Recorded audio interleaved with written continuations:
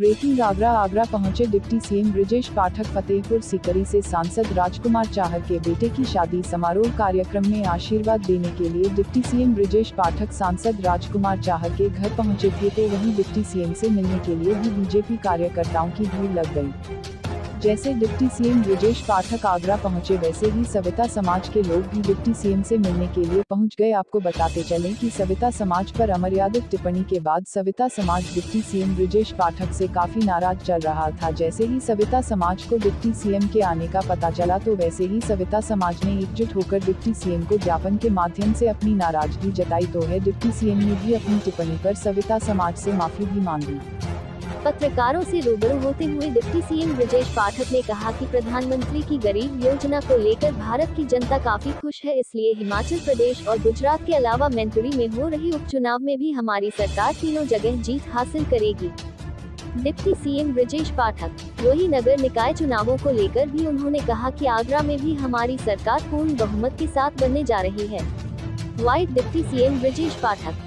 Deputy CM Brajesh Pathak ने कहा कि सविता समाज भी हमारा परिवार का एक हिस्सा है। हम हमेशा अस्मिता समाज के सुख दुख में उनका साथ देते रहेंगे। अगर मेरे द्वारा कोई भी गलत भाषा का प्रयोग किया गया है तो मैं उसके लिए अपने सविता समाज से माफी मांगता हूं। संवाददाता राजवीर शर्मा, ब्यूरो चीफ, आगरा मंडल।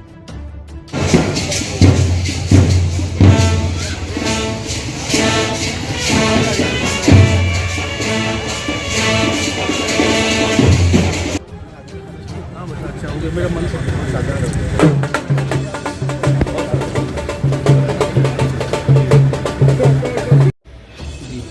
नमस्ते, मैं सविता समाज के सभी लोगों से क्षमा चाहता हूँ। अनजाने में मुझसे इस शब्द का उच्चारण हुआ है।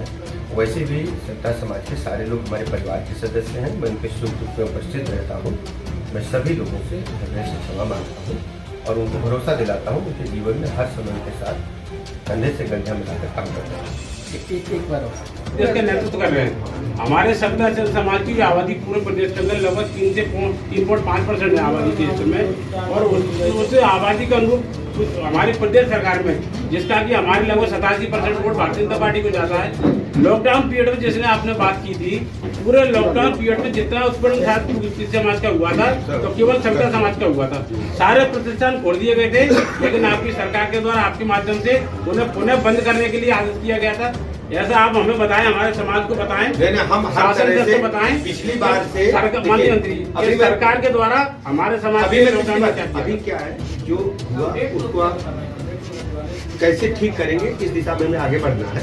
हम आपकी बात से सहमत हैं और जो आपके कष्ट है उसको देखिए, ठीक तो लगभग आधे से हर तरह से मेरा आपसे निवेदन है, आप सब लोग बैठे हैं, आप अपने माध्यम से टीवी चैनल के माध्यम से इस बात को केंद्र करते रहे कि सविता वीडियो बनाया जो भावना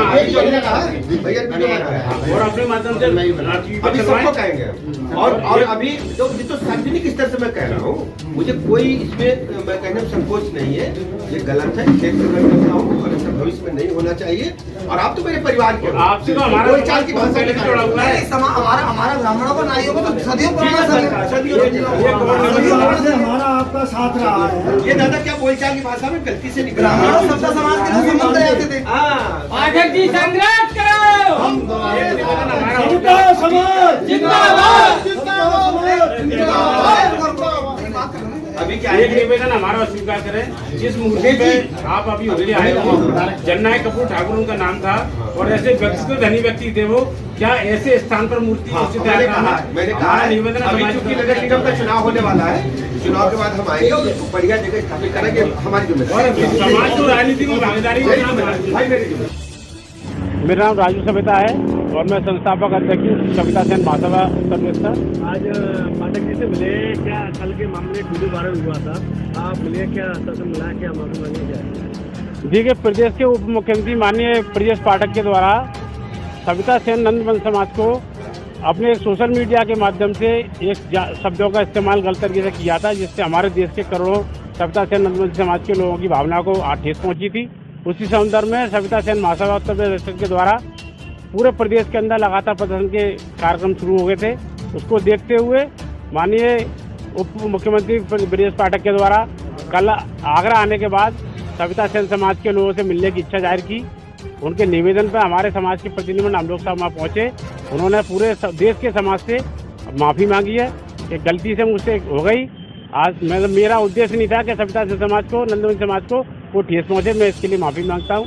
और हम सविता सेन समाज के, नंदवंश समाज के लोग इस चैनल के माध्यम से, मीडिया के माध्यम से सभी से कहना चाहते हैं कि ऐसे किसी व्यक्ति के द्वारा अगर भविष्य में किसी प्रकार की टिप्पणी की जाती है तो उसके खिलाफ सख्त से सख्त कदम उठा के आंदोलन किया जाएगा।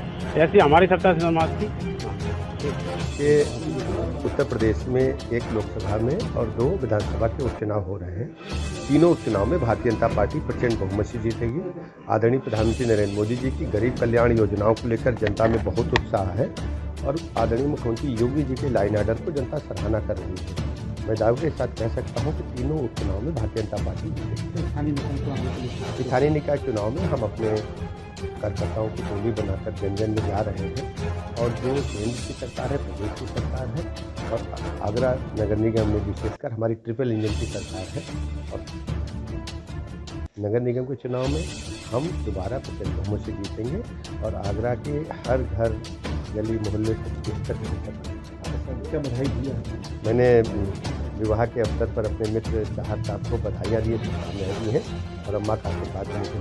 सर उत्तर प्रदेश में जो डेंगू का डंक है वो कहर बरपा रहा है। पूरे